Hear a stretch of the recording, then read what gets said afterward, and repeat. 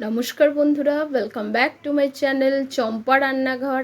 আজ আমি আপনাদের সঙ্গে শেয়ার করব দুর্দান্ত স্বাদের রেসিপি, যেটা কিন্তু যদি আপনাদের কোনো সময় মিষ্টি খাওয়ার ইচ্ছা হয় বা ক্ষীর খাওয়ার ইচ্ছা হয়, তো হালুয়া না বানিয়ে ডালিয়া দিয়ে এইভাবে একবার এই রেসিপিটি বানিয়ে দেখতে পারেন। তাহলে চলুন বন্ধুরা দেখে নিই আমার আজকের এই রেসিপিটি।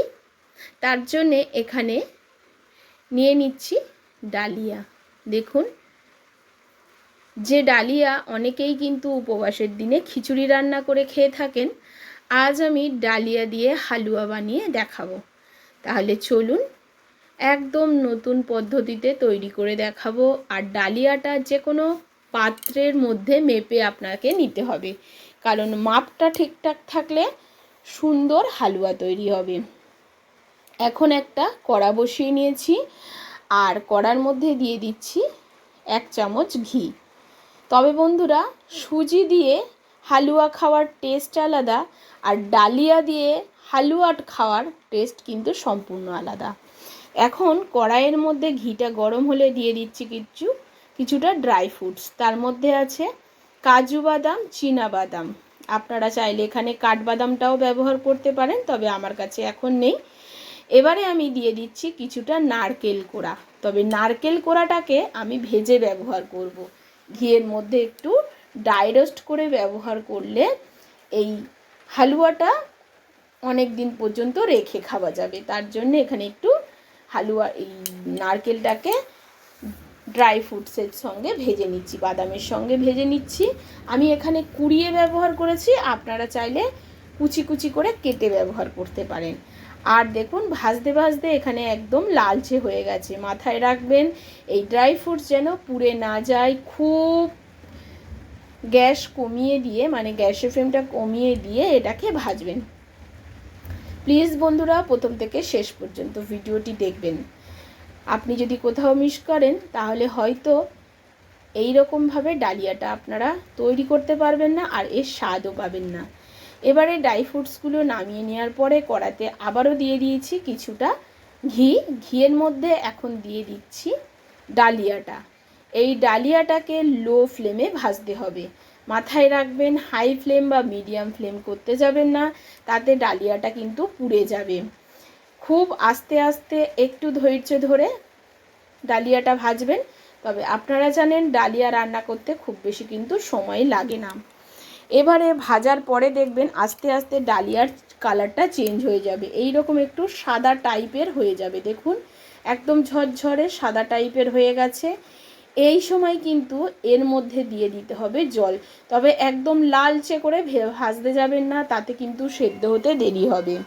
এবারে এর মধ্যে দিয়ে দিচ্ছি যে বাটি মেপে ডালিয়া নিয়েছিলাম, সেই বাটি মেপে প্রথমে 1 বাটি জল নিলাম। তবে বন্ধুরা, কেন আমি বাটি মেপে নিয়েছি আপনাদেরকে বলছি। ডালিয়াটা বাটি মেপে নেওয়ার কারণ হচ্ছে 1 বাটি ডালিয়াতে 2 বাটি জল দেবো। এতে ডালিয়াটা প্রপার সেদ্ধ হবে, একেবারে গলে যাবে না, ঝরঝরে হবে। এবারে 2 বাটি জল দেওয়ার পরে এই ডালিয়াটাকে ঢেকে দেব। প্লিজ বন্ধুরা, আমার এই ছোট্ট চ্যানেলে আপনাদের সাপোর্ট আর সাহায্যের খুবই প্রয়োজন। প্লিজ পাশে থাকবেন আর সাপোর্ট করবেন। এখন প্রায় 5 মিনিট পরে ফিরে এসেছি। লো ফ্লেমে দিয়ে ঢাকা চাপা দিয়ে রাখবেন। দেখবেন ডালিয়া কিন্তু খুব সুন্দরভাবে ফুলে যাবে, সেদ্ধ হয়ে গেছে। আপনারা দেখেই বুঝতে পারছেন কত সুন্দরভাবে ডালিয়াটা কিন্তু ফুলে উঠেছে আর সেদ্ধ হয়ে গেছে।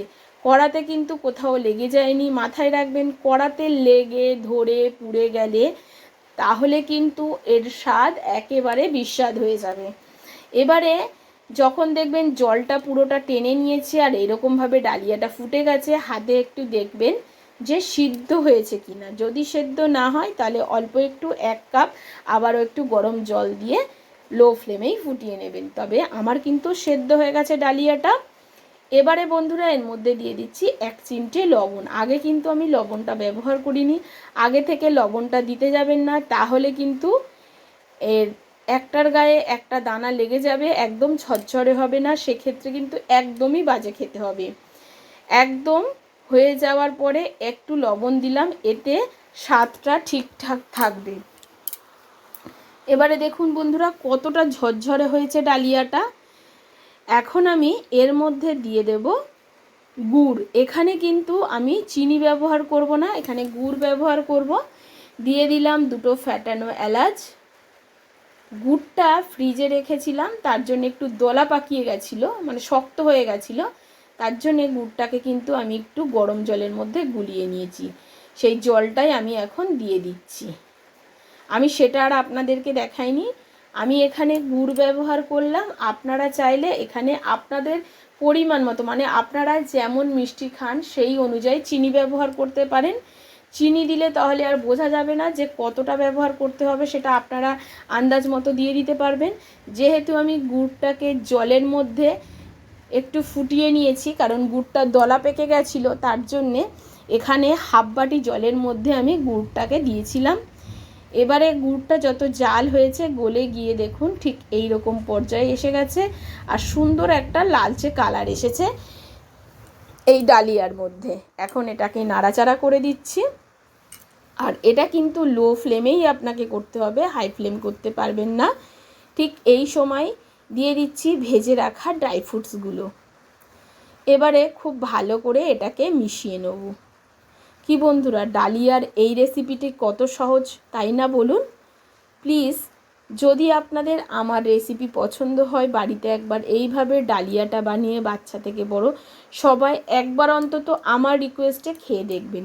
খেতে কিন্তু ভীষণ টেস্টি লাগে। আপনারা সুজি খেয়েছেন, ক্ষীর খেয়েছেন, কিন্তু ডালিয়ার এই হালুয়া যদি না খেয়ে থাকেন, আজই বাড়িতে একবার বানিয়ে খেয়ে দেখুন। সত্যি বলছি, পেটও ভরবে আর মনও ভরবে, এতটাই টেস্ট হয়। এবারে দেখুন একদমই শুকিয়ে গেছে।